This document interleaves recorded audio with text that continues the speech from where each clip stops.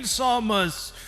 The only holiday where your gifts are a toxic relationship, mental health problems, and of course America, the home of Lady Yoru's most precious children like nuclear weapons, manic pixie boom, cope, and oh dear, the fattest of asses.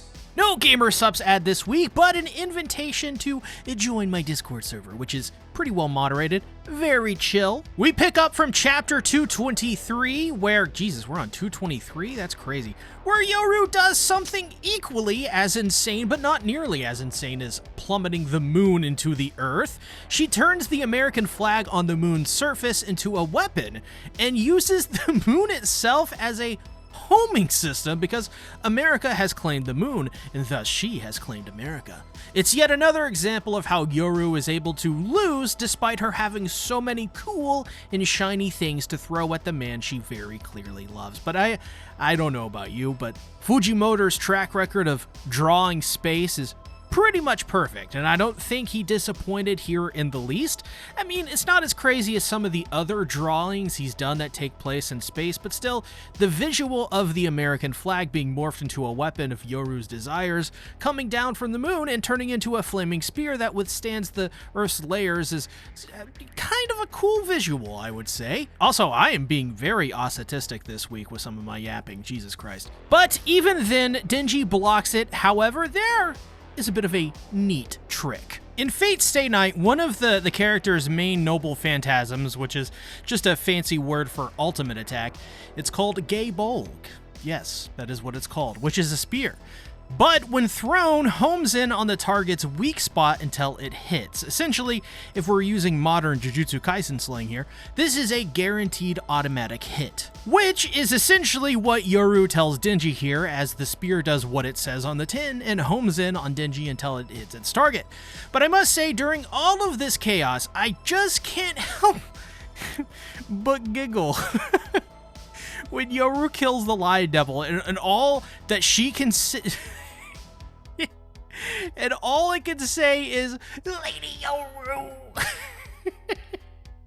Which in of itself, I mean, that's just hilarious, that in her final moments, this devil calls out to Yoru as if she'll do it. That's like a waste of final words, which then gets funnier to me because Yoru gets hella mad about Denji killing the Lion Devil. And I don't know about you guys, but I think the best part of these chapters thus far has been seeing Yoru crash out repeatedly and with such violent force. I think seeing her facials are the best part because you can tell she is just seething with this pure and furious rage that contorts her facials into these ugly displays, well, typically of anger against Denji, which is kind of ironic, no? Like, Yoru is the one who is killing everything around her. She has all but destroyed every single American symbol of power. She's turned the Statue of Liberty into a Devil of War. She turned multiple states into really hilarious and tacky-looking weapons, and she's killed a lot of innocent people. And now she's turned Americans' claim of the moon and its flag into a weapon that, just like anything else, didn't work. Reminds me a lot of the current state of America, actually, just throwing away every good thing we had for brainworms. She has claim to everything America does. It's pretty interesting writing because I think it helps Yoru as a character feel much more deep, I guess, because we can go into real-world history to see how that stuff influences Yoru's behavior, which is, like, really cool. Like when she declared her love for America, as an example. It just made Yoru feel more, I don't know, like loud, annoying, self-righteous, kind of like the stereotypical white meat American, you know? I guess what I'm saying is Yoru didn't just claim America as a concept, she claimed it and its history, and now it's kind of like a part of her, because you get what I'm saying. So when Yoru gets upset with Denji over something she has technically started, I mean, think about it, she started this war, she planned it out, and now she is mad that her moray, eel, and lion are dead, but she probably should have realized that just maybe Denji and Pochita would kind of fight back against her. Honestly, the more and more this fight goes on, the more and more I feel like Yoru should just freaking admit she loves one of these idiots. Yoru just feels like someone getting in a fight with someone she loves rather than someone she hates, you know? Like, she really just wants Denji to admit his defeat and how wrong he was in this argument than anything else. Either way, Denji is on the run from the spear as it goes through literal buildings just so Fujimoto can draw some sexy concrete. While dodging the spear, he comes up with a pretty rad idea, though, and heads to the school where he nearly died, just as he is hit with the American flag moon spear and sent into a bed. Yoru then jumps over several buildings to his location, which is a pretty cool visual, I must admit. But this time it's different. This time, for sure, for reals, he is defeated, or at least will admit his defeat. She lists his crimes of using her friends as a shield, which is true, fleeing from her, which is true, and for that reason, he is even lower than a devil. I don't think that one's true. But if Denji at any point yields even an inch, then she is the winner. And when that happens, she turns Denji into a weapon in her ultimate goal of setting humans against each other to create her perfect world, which will come, hopefully, to fruition to her. Here's your reminder that I don't use AI in these videos.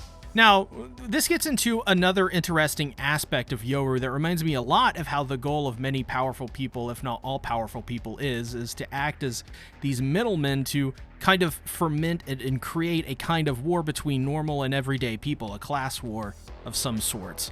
Yoru, I mean, think of it this way. She's doing basically what is happening in our day-to-day lives. And once again, I just kind of think this is such a great piece of writing for Yoru's character. She is the embodiment of war, and it makes sense as to why she would want to get rid of the one obstacles remaining that gives people hope. The hero of hell, Chainsaw Man. He is the last bastion for humanity and is the focal point of everyone's dreams, whether they know it or not. Yoru is actively trying to bring out the doom of humanity and turn it into an existence only of war and doom, which helps her in turn get even more powerful. But I just don't think humanity likes to, get dicked around, even if the person doing the dicking is hot, I guess. I mean, I don't know. I think Chainsaw Man is the hope of fighting back against like the doomer stuff, the doom, the bad. And I think he's just the embodiment of hope. And Yoru is the embodiment of doom, because war is not good. But Yoru suddenly trips and for a moment wonders what in the hell is going on, as she's not Asa, which is quite a funny statement considering she is literally Asa Mitaka. And Jesus, that is such a fun name to say. But well, this is the crazy part here. Before Denji ate the Death Devil, whom he cannot remember, but does remember her as the girl who flashed him her panties, well, Lil D ended up giving Denji a whole bunch of devil pawns. How convenient! Which to me is one of the coolest parts of this chapter because it makes Lil D even better than she already is /was /rip and rip Lil D. I'm sure he'll be thrown back up eventually, but it's cool because this means Denji could very easily just mess up Yoru without even trying. And even better is that Denji has zilch to lose in any of this. This is pretty much the end of the road for Yoru unless she somehow summons up some kind of ultimate noble phantasm that would negate everything. And I have some ideas on that. We'll get to that here in a moment, but for now, Denji tells Yoru that he is eating Lil D's pawns, mostly for its blood, but also with the added side effect of removing tons of concepts in a matter of seconds. I did some calculating, and I counted up all of the pawns visible, and get this, just the ones that I can tell, there are 30 that I could count, including the one that, well, the leg devil that Denji ate. And if any of these devils are nearly as important as the leg devil, then Yoru is by all accounts screwed in so many ways it would make Denji blush. There just isn't a way that I can foresee Yoru doing anything truly effective. Because this is not just a fight where Yoru can kill Chainsaw Man and win. He cannot die. Nobody can die. And Denji is using her own ultimate goal of unending war against her. And all Denji needs to do is believe there is never anything she could do to get him to yield. And that's going to be hard when, as I sort of talked about, Denji and Chainsaw Man is kind of the embodiment of hope, effectively speaking. Now, this is even more evident when Denji straight up lays it out to Yoru and says that unless she gives Asa's body back, then he is going to eat all of those pawns and ruin her perfect little world. And let's be real, I don't see mass war breaking out between humans who have no legs, arms, or whatever else are in those piles of devil pawns. Even more, if you think about it, these devil pawns were carried inside of Lil D. Does this mean this is like some indirect, like, kiss or like indirect cannibalism? I mean, this is Fujimoto we're talking about. I mean, yeah, this is Fujimoto we're talking about. It probably means indirect cannibalism. Theory time! Yeah, the video continues. How can Yoru defeat Denji / Chainsaw Man realistically? This was the first thing I thought about after finishing this chapter.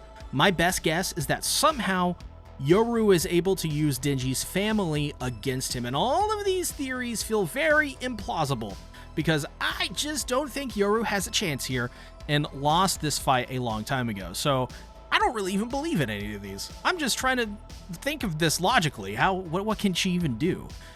So I thought of this. What if Yoru is able to summon Nayuta, Makima Power, or Reze and use these these feelings against him, which maybe makes Denji stumble and yield. But the thing about this theory is I don't know how Yoru would be able to even do that. She would need a very powerful devil on her side that could manipulate Denji in some way, which is very plausible to be fair. Maybe the fire devil could do that, as it prior really messed up Denji too. But I will say, even then, Denji feels like he cannot be touched mentally and physically at this point. To me, I think his armor is symbolism of how Denji, through his trauma, has grown to use it, well, as an armor, as a defensive weapon in the form of Red Chainsaw Man. See what I'm throwing down here? Denji feels so much more, I don't know, maybe secure is the word, but I'm not even sure it's right. Because even then, I can still sense there is like a weakness, a tenderness to Denji, but maybe it feels more like Denji has figured out who Yoru is at this point. Maybe think of it this way. All of these toxic women through the years, besides Reze, the manic pixie boom girl, my wife, please teach me how to love, maybe they have sharpened Denji's senses to this kind of behavior, and maybe he's not so scared of people like her any longer. In fact, maybe Denji has Yoru's number so effectively because the one thing none of these women were ever able to take was his heart. And isn't really this battle just another metaphor for a battle for Denji's heart? Because when the chips were always down and everyone was gunning for Denji, or rather his pet dog, he always ended up winning in the end anyways. Maybe the point of Chainsaw Man Part 2 is here to simply just establish that on his journey through the countless alleys and doors that, yeah, he has lost a lot of his glow, but he has in turn gained so much more that almost outweighs a significant portion of that loss. What I am saying is Denji has matured to a point where he now understands himself so much better that he is able to go through Yoru as if she were nothing. Because he's seen women and even men just like her constantly promise to be the one to break him, but they just never do. Hell, there's something crazier to think about here. The women who actually love Denji genuinely tend to like him, like Reze, Asa, even technically Yoru, since they share the same brain and thus the same feelings. But even these people weren't able to steal Denji's heart, or rather earn its true affection or break him in any way. So Yoru is effectively going up against someone who is kinda undefeated in the war of love? I don't know, weird ways to think about this. Another thing that is pretty interesting is that Yoru may be the worst woman Denji has ever encountered. Yeah, Himino was bad as fuck, but she was also bad in terms of her character as a person too. Makima was also pretty evil, but even she did have some kind of heart deep within her depths, even if it was a twisted one at its core. But I cannot think of one as bad as Yoru, because I don't think she even has a kernel of good within her. Think of it this way, Fujimoto clearly loves the idea of using romance and exploring it. He's done so in basically all of his stories, and we go back to look at examples like things like Look Back, Goodbye Eri, or Fire Punch, and what we see in those, and even in Chainsaw Man, is when he wants to portray a woman or a man as having some sort of redemptive quality, he does so through showing relationship and love. You know how we still love CRAZIER to this day, despite the fact that she bit off Denji's tongue and went pretty crazy there at the end? That is an example of what I'm talking about, because the only affection Yoru has shown Denji has been through a corrupted, bratty meaniness, selfishness. She wants everything for herself because she is obsessive and wants to conquer everything through a twisted lens of war. She doesn't have a heart. She's just stealing it from Asa, and pretty much only has half a brain as well. Does this make her dumb? Can we now make Yoru being half-brained or something? I don't know. It's funny. I like to think that this entire video came to just the conclusion that we can now use that as a way to make fun of Yoru. Anyways, she doesn't even have a heart, right? She had to steal it from Asa to get it, and she had to conquer Asa, right? So who the hell knows, man? I don't know. Fujimoto is cool. None of my videos make any sense anymore. I realize at this point I have just turned into someone who yaps. Autistically, of course. So let's head on over to the Discord for some of the more interesting comments and just generally celebrating my awesome community and giving something back to y'all. This was a great moment, which was basically like, hey, wouldn't it be funny if they continued Chainsaw Man without any legs? Which to me is something Fujimoto would probably do and turn it into a sad story somehow. But it does make me wonder, who in the heck was truly afraid of legs? To the point that there is a devil. I don't know. I mean, I personally think legs are awesome. They get us to places, they look very nice, and did you know one of the reasons we can run for far distances is because of our butts? I'm simplifying whatever science is behind that, of course, but the point is I think Chainsaw Man characters could outrun pretty much nobody who watches this channel because you guys are all gorgeous and have the biggest and bestest of asses. But only Bento fans get that distinction, my friends. Yes, nice save. I also wonder, like, what other pawns were given to him. I think a lot of it is pretty much a guess, but some people had some interesting theories. Animenser, who just got me to buy Transformers 1 to watch on the server, he commented that these look like the Future Devil or the Whip Devils. And I don't know, what do you guys think? I'm not entirely sure myself, but who knows? Some of you may actually notice these silhouettes. And honestly, I would try to figure them out, but this video has gone on way too long this week already. October points out that Denji is doing this for the love of Asa, and I sometimes forget that Asa-den kind of exists in these like longer, more action-heavy arcs, since that usually means Asa takes the backseat in those moments. But yeah, Denji is going all out just to get Asa's body back, and it didn't hit me until October said it. His motivation is to simply benefit and save somebody else. He didn't care about Lil D's plan at all. He's just doing whatever, which is another commenter, I think the same one, pointed out as well. I mean, he literally did not get anything at all from Lil D and Fami besides panties and panic, I guess, and like a pretty bomb meal. But it all goes back to just not giving up solely because Denji wants Asa to get her body back. I think that's pretty cool of him to do, considering they basically know nothing about each other besides their deepest and darkest of memories. Which I guess means they kind of know each other pretty well by that point. But either way, they don't have all of this time or experience to call back on with one another. So, I don't know, it's kind of cool, right? They're kind of strangers. But, you know, I mean, this is Denji too, so he would literally do whatever Asa tells him because she's a girl and he is a sad dad. But I also agree with this comment too, because I think this very classic Chainsaw Man pacing of having chapters be short and sweet even for the fights now is turning into something that makes the fight feel very grand. Like every moment is a big moment. My alarm went off. Sorry. Like every moment is a big moment now, and typically there are at least one good moment per chapter. But this week we got a lot of big stuff. We got the Devil Pawns, Moon Spear, Yoru crashing out and crashing, and yeah, Kobeni and CRAZIER are definitely coming back next week.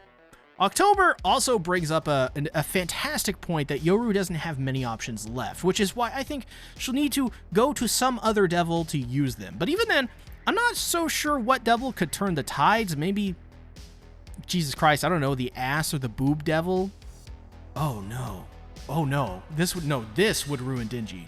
The food devil and the video game devil. Not a single cute girl in existence could save him from what would become of him after losing those two.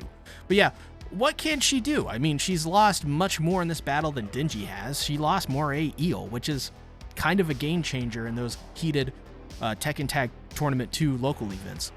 My best friend Carp also brings up a pretty solid point here. Fujimoto really is making this one a much longer fight, and the risk of doing that is that the longer it goes on, the more people will expect from the outcome. I mean, look at GTA 6. It's been over a decade, and do we really think that game is going to beat out decades worth of expectations, even if it is revolutionary?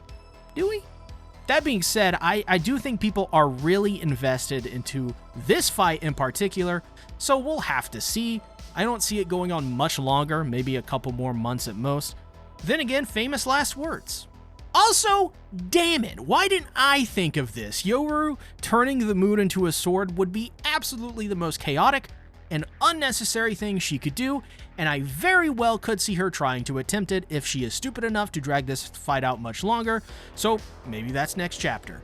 Anyways, holy crap, this video was much too long, and now I have to edit all of this, so the video's coming out a little late today, sorry. But I want to leave out one of my final videos of 2025. I think I have probably 2 or 3 more I'm going to release this entire year, and this is the final one on this channel, most likely. Hee hee, if you believe that.